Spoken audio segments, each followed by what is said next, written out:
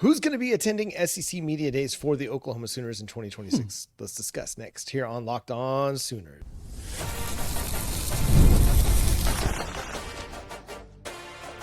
You are Locked On Sooners, your daily podcast on the Oklahoma Sooners. Part of the Locked On Podcast Network, your team every day. And thanks for making Locked On Sooners your first listen every single day. Shout out to all the everydayers out there tuning in and subscribe to the show wherever you get your podcasts.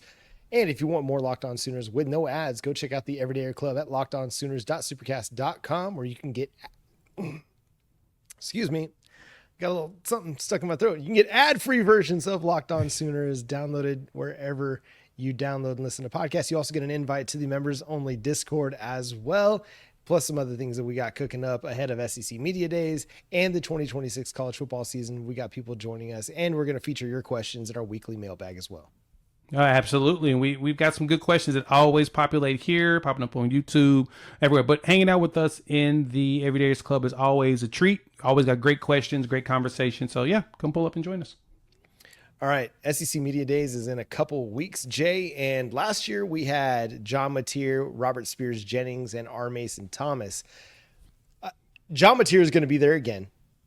But who do you think are the other two guys that are going to be in attendance with him? You know, that's always that's the big question. We kind of talked about this a few months ago too, and it's going to be interesting to see who they take. Now, based upon how the players are being rated and looked at, honestly, I think David Stone's going to be one of them. They're gonna send him because there's probably a good chance this is the only opportunity for him to be there at once. So why not take advantage of having your best defensive player there? And I'm really on the fence on if they send two defensive players, maybe a Peyton Bowen or a Kip Lewis to go along, or even Owen Heineke, right? Like you could send one of those three to go along with Stone and Mateer, or you could go on the offensive side and go ahead and send Isaiah Satania, give him that reward because you know he's great in front of a camera and he's got nothing but praise. You could send Satania. Maybe you want to send a Hayden Hansen or Trell Harris, right? Send one of the veteran presence there. There's so many different options, but if I was to pick two more to go with John, because John's, of course, default, give me Stone. I think they'll go with Kip Lewis as well because he could use some additional time in front of cameras. I really enjoyed the video that Oklahoma football put out on the social medias featuring Kip Lewis. Talked about the reasons why he came back, some of the feelings he has about being underrated going into the season. It just gave me Bane vibes. You know, he's just so understated. He's just so soft-spoken. But you know that he is a monster on the football field. He is out there ruining people's lives while just talking like this and not really bringing a whole lot of energy in front of the camera. But when he's in front of his team, he is charismatic and passionate and energetic. But with the camera, he's just like this. Yep. He's so smooth and just calm. He's like, don't worry cerebral. about it. He's cerebral. Yeah, it's the cerebral ones you got to be worried about. I feel disrespected, but it's okay. We're going to show y'all who we are. And it's like, he's just going to just smooth talk you all the way through. Yeah. So much gravel in his voice. He's a Batman villain. It's like Brent Venables is like now cloned into his linebacker. It's like, it feels like so many of them talk like Brent Venables now. I love it. And I think you're on the right track with those two. I think they're going to go with BV guys, dudes that they recruited out of high school, guys that have been here for the entirety of their college career. And if it's not either of those two guys, I'll go with a couple guys that are different. I'll go with Taylor Wine because he's been in a fantastic story and he's been somebody that's been making the media rounds already. He was on the Oklahoma Breakdown not too long ago. And I'll go with Peyton Bowen because this is another guy that's been with Oklahoma for a long time. He's in his fourth year now with the program. And that's why I think Kip Lewis makes a lot of sense too, because he's going to year 5 with the program. And I feel like Brent Venables and the staff really want to highlight those guys, just like we saw last year, Robert Spears Jennings and R. Mason Thomas, guys that had been there from high school until that season. I think that's the way they want to live as a program. The offense just kind of has to catch up. They're not quite where the defense is at. And that's why I think you'll see 2 more defensive guys.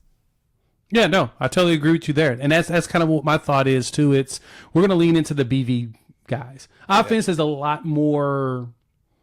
There's a lot more transfers that have been injected in the offensive side, even though really you're only going to have one offensive lineman. It's going to be, well, two offensive linemen. Michael, but he's been here for 2 years.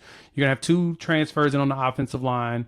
Your wide receiver room is going to be full of transfers for now. Your running back room is going to be mainly recruits with one transfer to add into it. Tight end room's all transfers. So there's a lot of movement on that side. So I could totally understand where they probably wouldn't see as much love.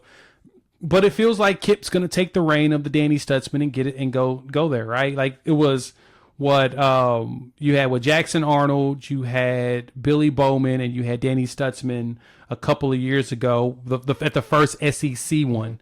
And so that was interesting. Okay, I said it's a good choice. Your linebacker, your safety, that's a cornerstone of the roster, and then boom, you bring in your new quarterback. Well, John's been once. We know he's going back again.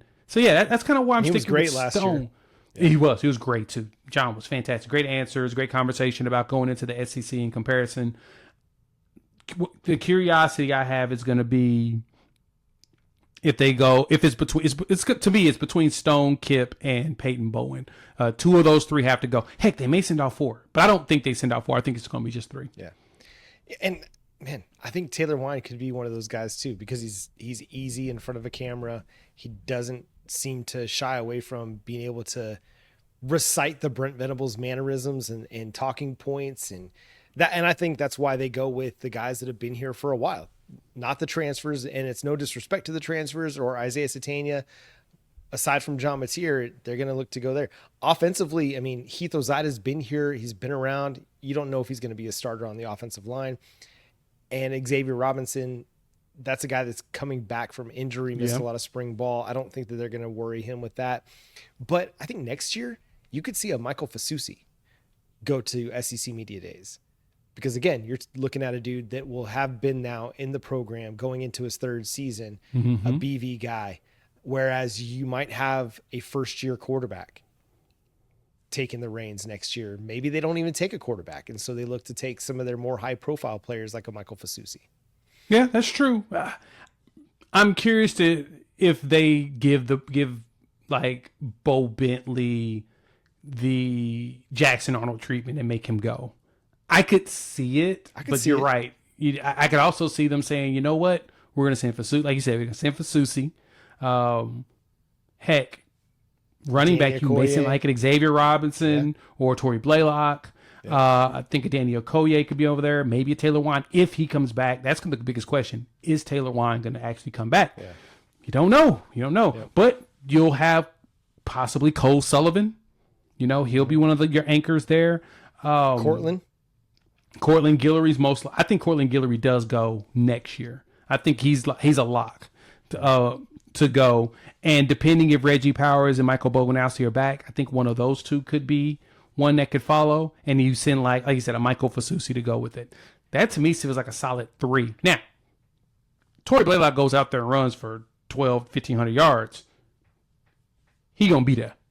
Yeah, that's true. Like they're not gonna pass on that. And we might be sleeping on Reggie Powers and Eli Bowen a little bit. Those are guys that just make plays for this defense, and they're mature and they're great with the media. They could also be options to attend SEC Media Days. And I think that's really about it.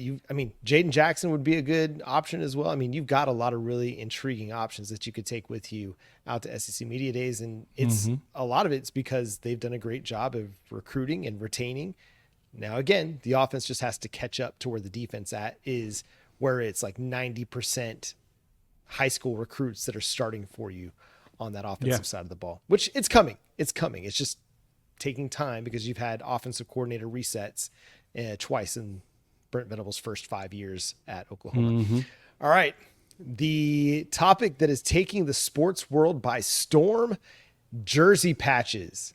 Is it coming for the Sooners? What would it take for you to be okay with it? Coming up next, you're on Locked On Sooners.